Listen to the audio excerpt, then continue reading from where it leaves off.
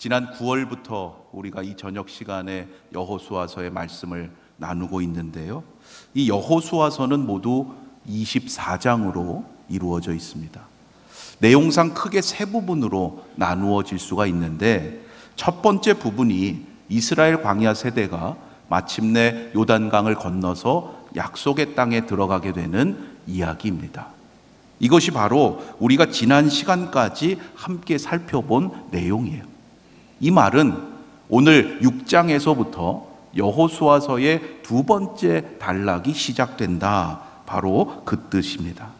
이 두 번째 부분의 중심 내용은 하나님께서 약속하신 그 땅을 이스라엘이 차지하는 전쟁 이야기라고 할 수 있습니다.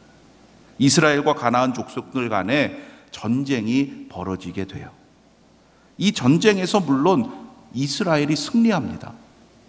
그런데 우리가 기억해야 할 것은 그 승리는 이스라엘의 힘으로 가능했던 것이 아니라는 거예요.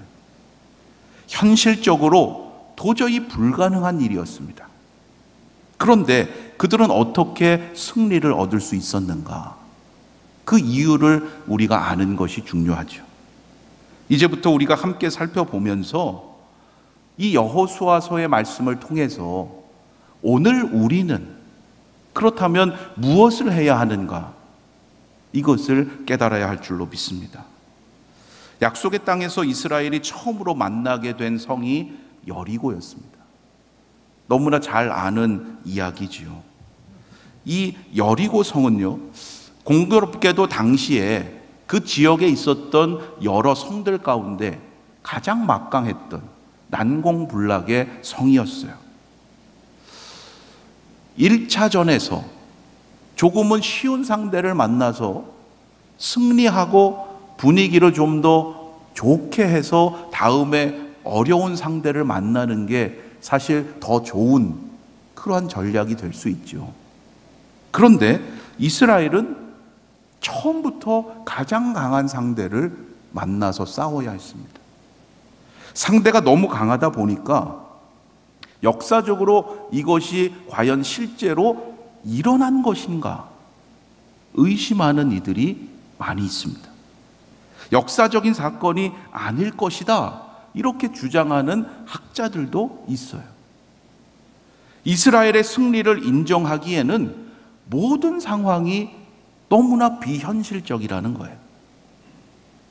그들은 상식선에서 이해하고자 합니다. 이것은 도저히 말이 안 된다는 거예요. 상식적으로 설명하고자 하는 거예요. 라합의 도움으로 누군가 이스라엘이 그 성에 몰래 들어올 수 있도록 아마도 성문을 미리 열어놓았을 것이다, 이렇게 주장하는 학자도 있고요. 혹은 이스라엘이 그 성을 무찌른 것이 아니라 그들이 가기 전에 이미 큰 전쟁이 나서 성이 무너져 있었던 것이다, 이렇게 설명하는 자도 있어요. 여러분, 하나님은 우리의 상식과 이성을 초월하시는 분입니다. 우리의 생각으로 하나님의 행하심을 제한해서는 안 된다는 거예요. 우리의 힘으로는 할 수 없는 것이라 할지라도 하나님의 뜻을 이루게 하기 위해서라면 하나님은 우리가 설명할 수 없는 놀라운 기적을 행하시는 분이에요. 그런데 그러한 하나님의 일은 그냥 되는 것이 아닙니다. 하나님께서 우리에게 원하시는 것이 있어요. 여리고성을 무너뜨리시는 하나님의 이 작전을 통해서 바로 그것이 무엇인지를 알려주시고자 하시는 거예요. 하나님은 어떠한 방식으로 이 여리고성을 무너지게 하시는지 우리가 본문을 다시 한번 함께 읽어가면서 살펴보도록 하겠습니다. 먼저 오늘 본문 6장 1절로 3절까지의 말씀, 1절로 3절의 말씀 함께 읽겠습니다. 시작. 이스라엘 자손들로 말미암아 여리고는 굳게 닫혔고 출입하는 자가 없더라. 여호와께서 여호수아에게 이르시되 보라, 내가 여리고와 그 왕과 용사들을 내 손에 넘겨주었으니 너희 모든 군사는 그 성을 둘러 성 주위를 매일 한 번씩 돌되 엿새 동안을 그리하라. 여리고 사람들은 이스라엘이 범람하고 있는 그 요단강을 건넜다는 놀라운 소식을 듣고 경계심을 가질 수밖에 없었어요. 아니, 어떻게 지금 그 강을 건널 수 있는가? 두려운 마음을 갖게 되면서 그들이 자신들의 지역으로 오고 있다는 소식을 듣고 일단 그 성의 문을 굳게 닫아 걸었습니다. 여리고 성은 이중 성곽으로 되어 있는 아주 튼튼한 요새 같았어요. 일단 성문이 닫히게 되면 바깥에서 성문을 연다는 것 너무 힘든 거고요. 그 성을 무너뜨린다는 것은 더더군다나 불가능에 가까운 일이에요. 그래서 성 밖에서 할 수 있는 것은 여러 쏘는 무기를 가지고 밖에서 멀리서 성 안으로 쏘는 것 정도 하게 되는 거예요.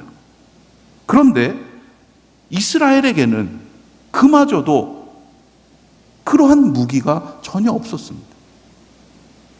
하나님도 그들에게 너희가 이러한 무기를 사용하라 말씀하지 않으십니다. 여호수아에게 이미 여리고를 너희의 손에 주었다 이렇게 말씀하시고는 이제부터 그 성 주위를 엿새 동안 하루에 한 바퀴씩 돌라고 말씀하시는 거예요. 만일 우리가 그 상황에서 이 말씀을 들었다면 그 말씀에 그대로 따를 수 있을까요? 그렇게 돈다고 뭐가 달라지겠습니까? 아마 불평하고 따지기부터 할 거예요. 하나님께서 우리에게 뭔가 싸울 만한 무기라도 주셔야지. 어떻게 그렇게 하라고 하시는가? 그런데 하나님은 여호수아에게 더욱 황당한 말씀을 하세요. 그 다음 이어지는 4절과 5절의 말씀, 당시 여호수아의 입장에서 다시 한번 들어보시기 바랍니다. 우리 4절과 5절 말씀 함께 읽어보겠습니다. 시작. 제사장 7은 7 양각 나팔을 잡고 언약궤 앞에서 나아갈 것이요 7째 날에는 그 성을 7번 돌며 그 제사장들은 나팔을 불 것이며 제사장들이 양각 나팔을 길게 불어 그 나팔 소리가 너희에게 들릴 때에는 백성은 다 큰 소리로 외쳐 부를 것이라. 그리하면 그 성벽이 무너져 내리리니 백성은 각기 앞으로 올라갈지니라 하시매. 지금 좋은 무기를 주신다고 해도 저들과 싸울까 말까 한 상황이에요. 그런데 하나님은 기껏 나팔을 불면서 그 성을 돌라고 하시는 거예요. 나팔을 분다고 성이 무너집니까? 그리고는 마지막 날에는 7번을 돌고 나서 제사장들이 나팔을 불게 될 때 온 백성들이 큰 소리로 함성을 지르라는 거예요. 여러분, 이것이 여리고 성을 무너뜨리는 하나님의 작전이에요. 이 작전을 듣고 여러분 어떠한 생각이 드십니까? 아무런 의문이나 거부감이 생기지 않는다면 둘 중 하나예요. 하나는 믿음이 정말 좋은 거고요. 아니면 이것을 그저 옛날의 동화 이야기 정도로 생각하고 있는 거예요. 여러분, 믿음이 좋으신 분들로 믿습니다. 네. 옛날에 동화 같은 이야기가 아닙니다. 이 말씀을 하나님께서 행하신 구원의 역사적인 사건이라고 우리가 진정 받아들인다면 우리의 일상의 삶에서 하나님께서 주시는 말씀에 대한 태도가 완전히 달라지게 돼요. 여러분, 날마다 하나님의 말씀을 읽고 또 새벽마다 말씀을 듣고 하실 텐데 여러분 어떠한 자세로 내가 그 말씀을 듣고 행하고 있는지를 다시금 돌아보실 수 있기 바랍니다. 여러분, 날마다 하나님의 놀라운 행하심을 여러분의 삶 가운데 정말 체험하고 살아가시는지요? 여리고 성을 무너뜨린 이스라엘의 하나님이 바로 우리의 하나님이에요. 지금도 살아 역사하시는 하나님이신데 왜 우리는 때로 그러한 하나님의 행하심을 보지 못하고 깨닫지 못하는가? 왜 그렇겠습니까?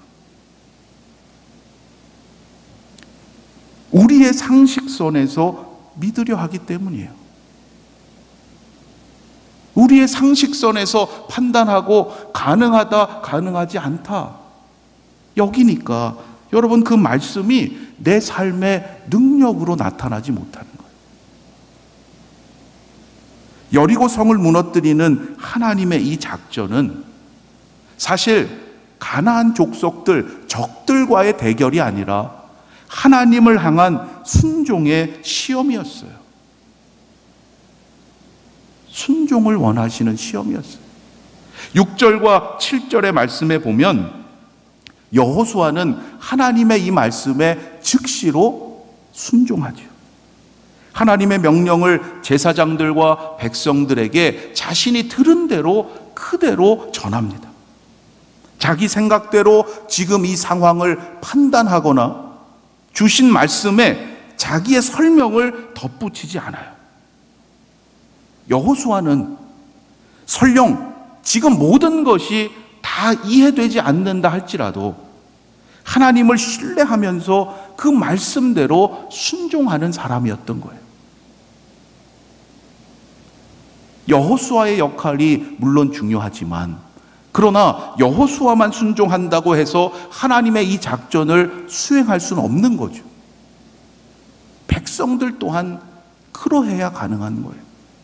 백성들이 이 작전에 대해서 과연 어떠한 반응을 보이는가? 이것이 중요합니다. 백성들의 반응을 전하고 있는 것이 그 다음 8절과 9절의 말씀이에요. 6장 8절과 9절의 말씀, 그들이 어떻게 반응하는지 우리 다시 한번 읽어보겠습니다. 시작.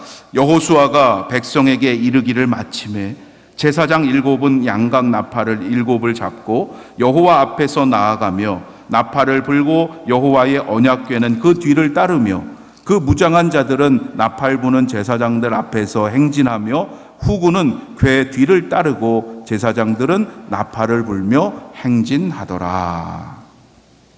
역시 광야에서 훈련을 받은 거룩한 백성들답게 그들은 말씀에 순종했어요. 명령을 받은 대로 즉시 여리고 성을 돌기 시작합니다. 행진하는 그 대열의 순서, 여러분 지금 읽으셨는데요. 머릿속에 그려지십시오. 이러한 대열의 순서로 여리고 성을 돌았구나. 맨 앞에 누가 섭니까? 언약궤를 맨 제사장들이 맨 앞에 서지요. 땡입니다. 아니죠. 맨 앞에는 무장한 군사들이 서요. 그 뒤에 7명의 제사장들이 나팔을 잡고 나아가고 그 다음에 언약궤가 따르고 가장 마지막에 후군 백성들이 나아갑니다. 이러한 대열로 이스라엘은 엿새 동안 하루에 한 바퀴씩 여리고 성을 도는 거예요. 그런데요, 그 성을 도는 일 자체는 그리 힘든 일이 아니었어요.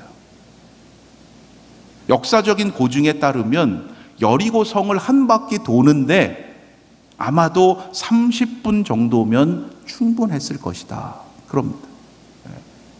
고대의 성이니까 그리 크지 않았다는 거예요. 그렇다면 그들에게 무엇이 힘들었을까요? 여리고성 하루에 한 바퀴 도는 것, 여러분 30분에서 1시간 걸렸다고 해도 여러분 그리 힘든 일 아니잖아요. 무엇이 더 힘들었을까요? 돌고 와서 하루의 나머지 시간을 보내는 것, 그게 더 힘든 거예요. 성을 한 바퀴 도는데 드는 시간과 에너지보다 돌고 와서 그 성막에서 그대로 머무는 것, 그것이 훨씬 더 길었잖아요. 바로 그 시간이 그들에게 진짜 시험과 도전이 되는 거예요. 하루가 지나고 이틀이 지납니다. 그런데 아무런 변화가 나타나지 않아요. 성곽에 조금이라도 금이 가는 게 보이면 힘을 내서도 할 텐데 아무것도 보이지 않습니다. 정말 이렇게만 해도 되는 건지 슬슬 불안해지고 염려하는 마음이 생겼을 거예요. 성벽을 무너뜨리려면 더 이상 이렇게만 하고 있으면 안 된다. 뭔가 특별한 조치를 해야 된다라고 생각하는 이들이 생겨났을 거예요. 아마 출애굽 세대였다면 며칠 하고는 불평하고 원망하면서 그 행렬에서 빠지겠다고 하는 사람이 분명히 나왔을 거예요. 여기저기서 불평과 원망이 터져 나왔을 겁니다. 그러나 이 광야 세대는 그 행렬이 흐트러지지 않았고 끝까지 이 말씀에 순종해요. 물론 그들이 이처럼 순종할 수 있도록 하나님께서 분명히 그 때를 일러주셨기 때문이기도 해요. 며칠 동안 하면 되는 거예요? 그렇죠. 일주일 동안만 일단 하면 되는 거 아니에요. 어떻게 되는지 알 수 있으니까. 여러분, 우리의 삶도 마찬가지예요. 여러분, 우리의 인생이 긴 것 같지만 그렇지 않죠. 여러분, 분명히 우리의 날수는 정해져 있는 거예요. 하나님께서 분명히 그러한 길을 정해 놓으셨습니다. 여리고성은 단지 하나님의 기적이 일어났던 역사적인 장소라고 생각하시면 안 돼요. 하나님의 백성 앞에 놓여 있는 믿음과 순종을 방해하는 장애물을 상징하는 것이 바로 여리고성입니다. 이것은 오늘 우리 앞에도 놓여 있는 거예요. 하나님은 이미 우리에게 영원한 생명을 주셨고 하늘나라를 예비해 놓으셨습니다. 그런데 우리는 이 땅을 살아가면서 믿음과 순종을 방해하는 장애물을 만날 때마다 넘어지는 거죠. 여러분에게 지금 믿음의 순종을 가로막고 있는 여리고성이 무엇입니까? 어떤 장애물을 만났을 때라도 우리가 하나님을 신뢰하고 말씀에 순종하기만 한다면 그 장애물을 딛고 도리어 우리의 믿음이 한 단계 더 성장하게 돼요. 그런데 두려움에 휩싸여서 하나님을 신뢰하지 못하고 말씀에 순종하지 못하면 우리의 믿음이 그 장애물에 막혀서 성장할 수가 없게 되는 거예요. 어떤 장애물을 만나든지 여러분, 그 장애물이 우리의 믿음을 가로막는 것이 아니라 도리어 우리의 믿음을 성장하게 하는 디딤돌이 되기를 주님의 이름으로 축원합니다. 그것이 바로 하나님께서 우리에게 주시는 뜻이에요. 이전의 출애굽 세대는 그러할 때 사사건건 불평하고 원망했습니다. 그러나 이제 광야 세대는 말씀에 대해서는 한마디도 문제를 제기하지 않아요. 어떠한 명령이든 그들에게 주시는데도 그들은 즉시 순종합니다. 작아 보이지만 여러분, 이것은 너무나 큰 차이예요. 여호수아도 마찬가지로 하나님께서 명하시는 바를 즉시 백성들에게 행합니다. 여호수아의 리더십이 잘 나타나 있는 대목이 바로 그 다음 구절이에요. 여호수아가 어떠한 리더였는가? 10절과 11절의 말씀에 잘 나타나 있습니다. 우리 10절과 11절 함께 읽겠습니다. 시작. 여호수아가 백성에게 명령하여 이르되 너희는 외치지 말며 너희 음성을 들리게 하지 말며 너희 입에서 아무 말도 내지 말라. 그리하다가 내가 너희에게 명령하여 외치라 하는 날에 외칠지니라 하고 여호궤가 그 성을 한 번 돌게 하고 그들이 진영으로 들어와서 진영에서 자니라. 여호수아가 이러한 지도자였다는 거예요. 우리 앞에서도 이미 살펴본 바가 있죠. 요단강을 건너고 나서 그들이 처음으로 유숙하던 길갈에 하나님이 돌 무더기를 세우라고 명하셨죠. 그때 여호수아가 어떻게 했습니까? 길갈에만 세우지 않았어요. 그들이 건넌 요단강 가운데에다가도 또 하나의 돌 무더기를 세웠던 사람이에요. 어떻게 그것이 가능했습니까? 하나님께서 무엇을 원하시는지, 왜 그렇게 하라고 하시는지 하나님의 마음을 헤아렸기에 가능한 일이에요. 이번에도 마찬가지입니다. 앞서 번독했던 하나님의 명령을 한번 여러분 생각해 보세요. 하나님께서 여리고성을 돌 때 말하지 말라고 하셨습니까? 안 하셨습니까? 그런 말은 안 하셨어요. 하루에 한 번씩 돌고 7째 날에는 7번 돌라. 그 말씀 하셨잖아요. 그런데 여호수아가 백성들에게 뭐라고 명합니까? 여리고성을 돌면서 너희는 아무 말도 하지 말라고 명령해요.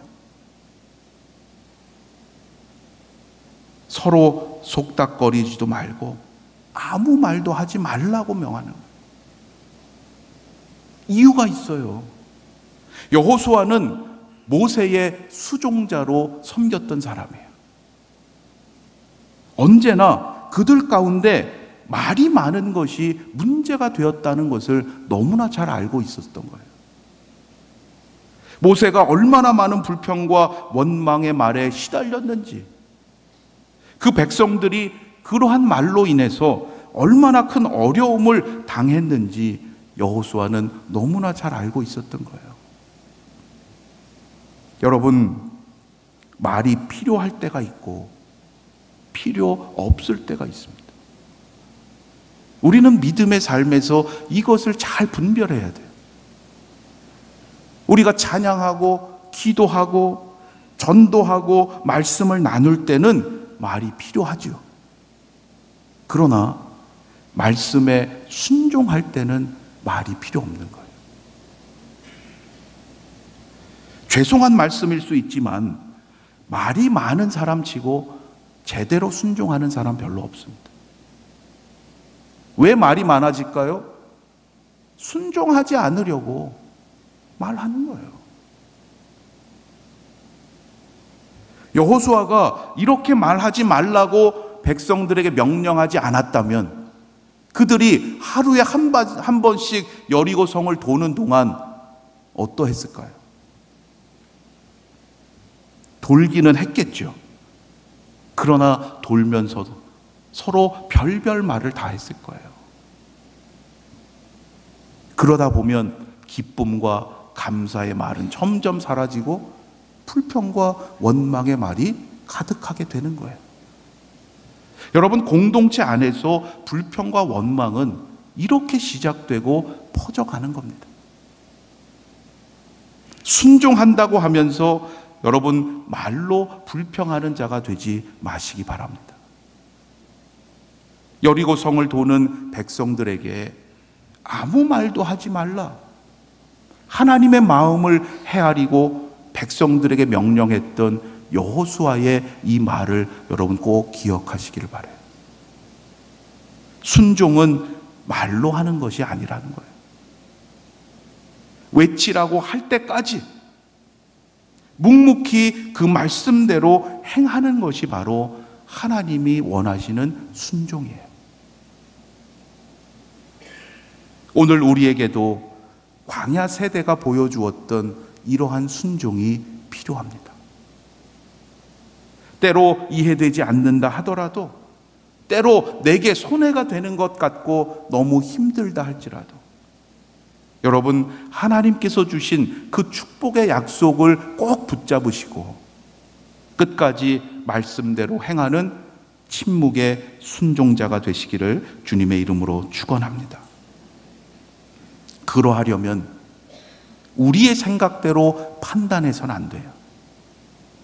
하나님의 이 작전을 잘 기억해야 합니다. 하나님의 작전은 우리 앞에 얼마나 많은 장애물이 있는지, 여러분, 그것이 중요한 게 아니에요. 약속의 땅이 이미 우리에게 주어져 있기 때문입니다. 아무리 장애물이 많다 할지라도 우리가 하나님의 인도하심에 순종하며 나아가기만 하면 되는 거예요. 우리는 이미 하나님께로부터 영원한 은사인 영생을 받은 자들입니다. 그 무엇도 그것을 막을 수 없어요. 여러분, 세상에서 나의 기쁨을 구하는 자가 되지 마시기 바랍니다. 재물이나 명예나 다른 그 어떠한 것보다 여러분, 주님께서 무엇을 더 기뻐하라고 말씀하셨어요? 우리가 진정 기뻐해야 할 것이 무엇입니까? 우리의 이름이 하늘에 기록된 것으로 기뻐하라고 그러셨어요. 날마다 이 땅에서 그 기쁨을 누리며 살아가는 자가 되시기를 바랍니다. 오늘도 우리를 위해서 행하시는 하나님의 이 작전을 우리가 잘 깨닫고 어떠한 상황에서도 하나님의 놀라운 행하심을 믿고 순종하는 복된 인생이 되시기를 주님의 이름으로 축원합니다.